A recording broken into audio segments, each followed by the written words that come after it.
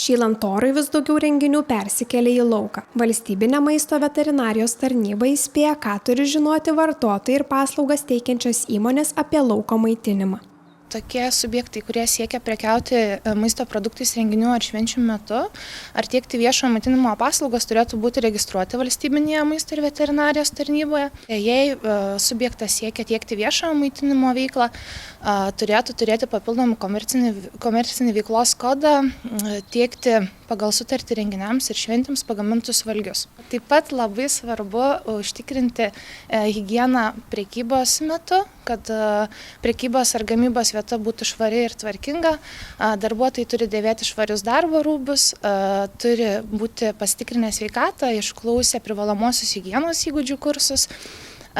Taip pat turi būti užtikrinama tinkama rankų higienos procedūra, tai sudaryta galimybė nusiplauti rankas arba tinkamai jas valyti ir dezinfekuoti. Labai svarbu paminėti, kad būtų užtikrinamas tinkamas maisto produktų ir pagamintų patiekalų atsekamumas ir ženklinimas. Valstybinės maisto veterinarijos priežiūros skyriaus patarėjai išvardė ir kitus užtikrinimo būdus. Svarbiausi rodikliai būtų laikymo sąlygos. Pirmiausia, produktai yra skirstomi greitai gendančius ir negreit gendančius. Tai jeigu produktas yra greitai gendantis, jis turi būti laikomas atitinkamoje temperatūroje, šaldymo įrenginiuose. Karštas maistas jis turi būti laikomas šilumą palaikančiuose induose ne žemesnėje kaip 63 laipsnių temperatūroje. Taip pat, jeigu tai būtų negreitai gendantis maisto produktas, specialių sąlygų nėra, tačiau produktai turi būti apsaugoti nuo išorinės taršos. Taip pat svarbu užtikrinti produktų transportavimą.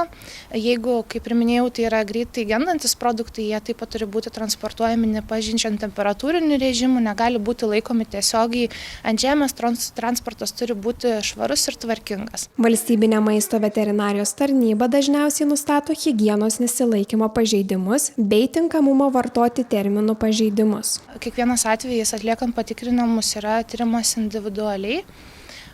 Jeigu nustatome pažeidimų ir jie gali būti šalinami iš karto, tai maisto tvarkymo subjektas juos pašalinam.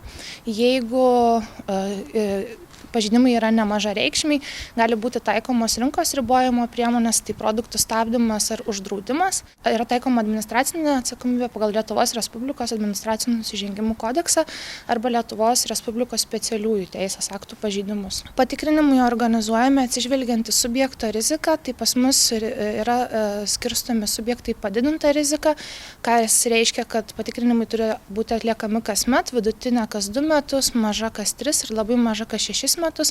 Kaip ir minėjau prieš tai, renginio organizatoriai suderina su mumis sąrašą, tai mes atsižvelgdami į renginio dydį, į kokiais produktais prekiaujama, į subjekto rizikingumą atliekame neplaninius patikrinimus švenčių metu. Renginio organizatoriai apie vykstantį renginį valstybinė maisto veterinarijos tarnyba privalo informuoti likus 3 dienoms iki renginio.